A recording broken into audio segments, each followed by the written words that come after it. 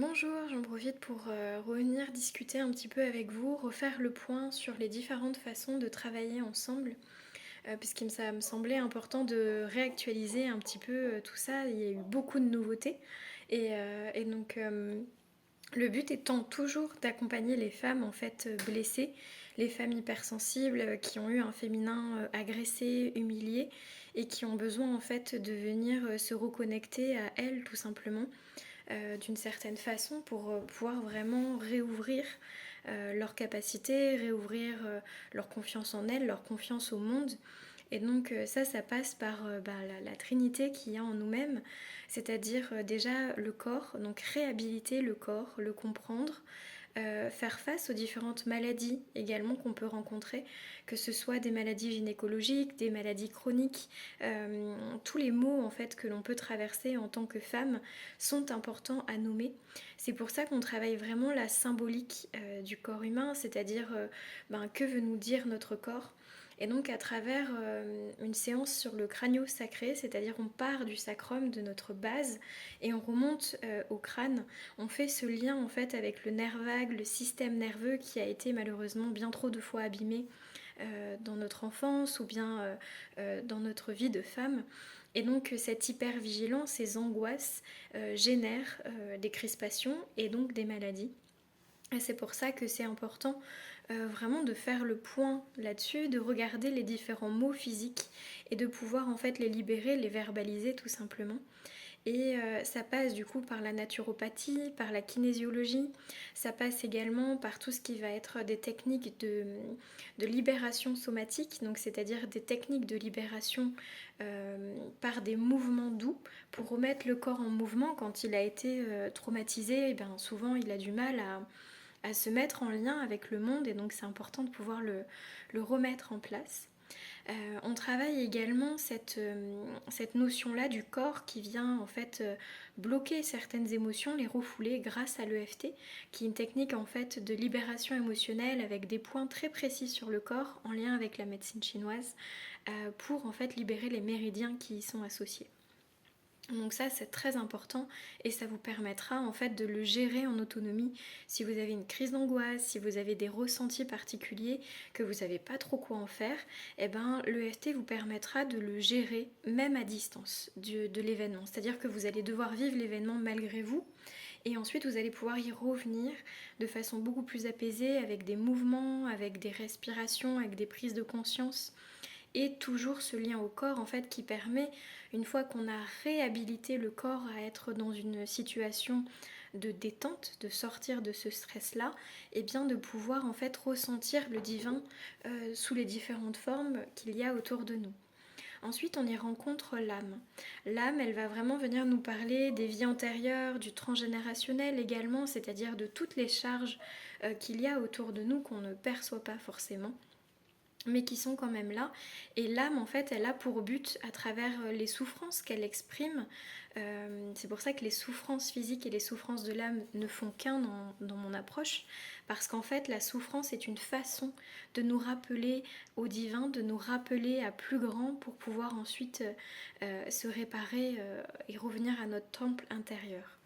C'est pour ça que dans ce côté de l'âme, on y aborde vraiment la famille d'âme, d'où vous venez en fait, parce que souvent en tant qu'hypersensible, on est dans un monde et on se dit mais qu'est-ce que je fais là? C'est tellement douloureux, j'arrive pas à comprendre le monde, j'arrive pas à comprendre les gens, j'arrive pas à comprendre ce que moi je fais là. Donc comment réussir vraiment à me comprendre en fait? Ça vient de là, ce besoin-là. Et donc pour l'âme en fait, voilà, on travaille avec la famille d'âme, on va venir travailler aussi tout ce qui va être les guides qui sont avec nous. Donc on va aborder les anges, les fées, les animaux, pour que d'une certaine façon, vous puissiez en fait avoir des repères dans l'espace d'à qui vous voulez en fait exprimer vos besoins. On peut travailler vraiment sur les anges de naissance qui sont en fait nos piliers d'incarnation. Donc on a 3 anges, celui d'incarnation, celui de l'émotionnel et celui de l'esprit. Et il y a également l'archange régent de votre ange d'incarnation qui est là pour vous soutenir. Donc tout ça, toutes ces données en fait sont vraiment là pour vous accueillir et vous aider à mieux comprendre ce qui se passe pour vous. Maintenant, sur le plan de l'esprit, on y aborde tout ce qui est croyance limitante, tout ce qui est peur. Souvent, on a peur du monde invisible parce que c'est quelque chose qu'on ne comprend pas, qu'on n'a pas été poussé à creuser en fait tout simplement parce qu'il fallait avancer, parce qu'il fallait ne pas forcément s'écouter non plus. Et donc toutes ces émotions, toute cette charge émotionnelle, elle va tourner autour de vous. Et donc en tant qu'hypersensible, on rumine, il y a plein de peurs, il y a plein d'angoisses en permanence et en fait on ne sait pas quoi en faire. Et donc du coup, grâce à la compréhension de nos croyances, c'est-à-dire qu'il faut que je sois comme ça pour être aimée. Si je suis moi-même, je vais être jugée. Si je me montre, je serai en danger. Donc tout ça, ce sont des éléments qui ont pu être validés, notamment dans des vies antérieures, quand en tant que femme guérisseuse, femme médecine, il y avait des partages qui étaient faits au monde et ils n'étaient pas compris. En tout cas, ils étaient peut-être dévalorisés ou même punis, hein. Dans certains cas, on connaît la chasse aux sorcières qui a été faite malheureusement. Et puis même la peur en fait d'être rejetée par la famille, c'est-à-dire que ben, si je commence à m'ouvrir aux anges, m'ouvrir aux fées, qu'est-ce qu'on va bien pouvoir penser de moi? Est-ce qu'on va penser que je suis folle? Est-ce qu'on va penser que je suis pas quelqu'un de fiable? Est-ce que je vais quand même être une bonne maman? Est-ce que... Enfin voilà. Donc c'est tout un tas de questions. Et là en fait on réinvite les huiles essentielles pour en fait calmer de nouveau les pensées, calmer les ruminations, calmer en fait tout ce monde intérieur qui se présente à nous et qui parfois est complètement étouffant. On va aussi vraiment venir travailler en lien avec l'EFT parce que chaque croyance qui est mise dans notre système, même si elle a été dépassée à un moment, elle fait quand même partie des fréquences qui nous sont propres. Et quand les fréquences ne sont plus adaptées, il est bon de s'en libérer, de les déprogrammer. Et donc c'est pour ça que c'est vraiment important de cheminer en revenant à soi. Et on pourrait même cheminer à l'envers, j'ai envie de vous dire, ou comprendre en fait quelle est la place de l'esprit dans le corps, quelle est la place de l'âme. Je dirais que l'âme fait aussi partie du cœur finalement, parce que une fois qu'on est centré, qu'on écoute notre cœur, on est plus à même d'écouter notre intuition, de faire la différence entre le mental et l'âme, et en fait de passer à l'action. Voilà. En tout cas, c'est le chemin que je vous propose, que j'ai à cœur de vous transmettre, pour que vous puissiez à votre tour réparer ce féminin qui a été humilié, qui a été blessé de toutes les façons que ce soit, pour qu'il y ait une union en fait qui se passe avec le masculin. Et donc à travers ça, j'ai la joie de ressentir les énergies de Marie-Madeleine, cette femme qui avait cette capacité à être dans l'abondance, à être dans la liberté d'expression, qui était aussi une femme qui a pu transmettre tous ses savoirs au monde dans une époque où la femme était regardée comme une pécheresse, comme quelqu'un de mauvais.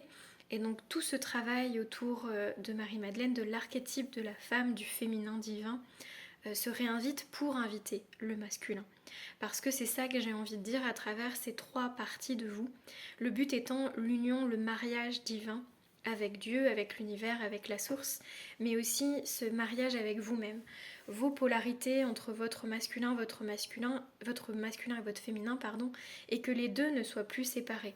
Parce que comment faire couple avec quelqu'un quand on est profondément blessé, quand on a peur d'être abandonné, quand on a peur d'être rejeté, tout ça, enfin, vous connaissez les 5 blessures de Lise Bourbeau, sinon je vous invite à les découvrir. Tout ça limite et conditionne notre vie énormément. Et donc j'ai à cœur, à travers toute cette dimension du sacré, de vous ramener à vous-même, de vous ramener à votre essence divine, à la femme que vous êtes, à l'homme que vous êtes intérieurement aussi, pour que ces deux énergies puissent se réconcilier et que par la suite vous puissiez avoir un couple épanoui, une vie professionnelle épanouie, une vie intime avec vous-même épanouie, une spiritualité épanouie, enfin vous l'aurez compris.